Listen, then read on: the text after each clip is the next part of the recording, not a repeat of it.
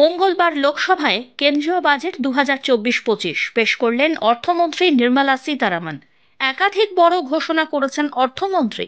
বেশ কিছু পণ্যের আমদানি শুল্ক কমেছে, যার ফলে সস্তা হতে চলেছে কিছু পণ্যের দাম। আবার একই সঙ্গে বাড়তে চলেছে কিছু কিছু জিনিসপত্রের দামও। অর্থমন্ত্রী নির্মলা সীতারামন মঙ্গলবার তাঁর বাজেট বক্তৃতায় সরকারের বিভিন্ন পদক্ষেপের কথা ঘোষণা করেন, যা সাধারণ নাগরিকদের জিনিসপত্রের দামে আরও বেশি করে সংরক্ষণ করতে সহায়তা করবে।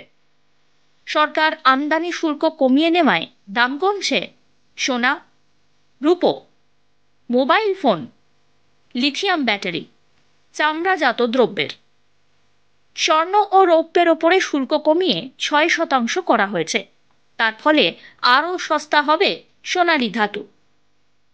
প্ল্যাটিনামের ওপরে শুল্কও কমানো হয়েছে।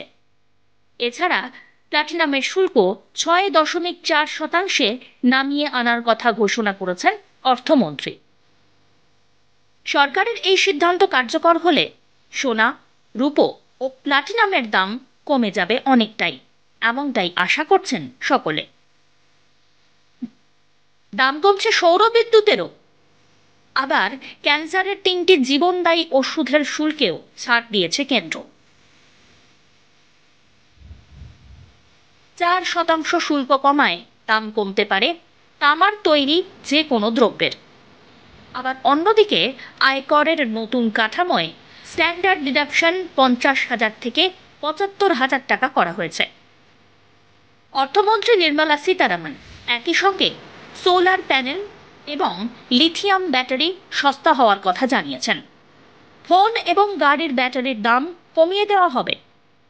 ই-কমার্স সংস্থাগুলির জন্য টিডিএস হার 1% কমিয়ে 0.1% করা হলো, আর যার ফলে এটি প্রায় শূন্যে নেমে এসেছে। ক্যান্সার চিকিৎসার 3টি ওষুধে মৌলিক শুল্ক থেকে অব্যাহতির কথা ঘোষণা করেছেন অর্থমন্ত্রী। এক্স-রে মেশিনে ব্যবহৃত এক্স-রে টিউব এবং ফ্ল্যাট প্যানেল ডিটেক্টর মৌলিক কাস্টম শুল্কেরও পরিবর্তন করা হচ্ছে।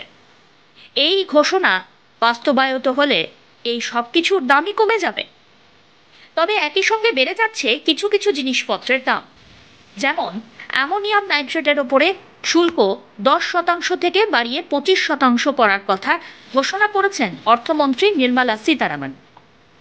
একই সঙ্গে কিছু নির্দিষ্ট টেলিকম সরঞ্জামের মৌলিক শুল্ক 10% থেকে বাড়িয়ে করা হয়েছে 15%, যার ফলে এবারে দাম বাড়ছে এই সব জিনিসের।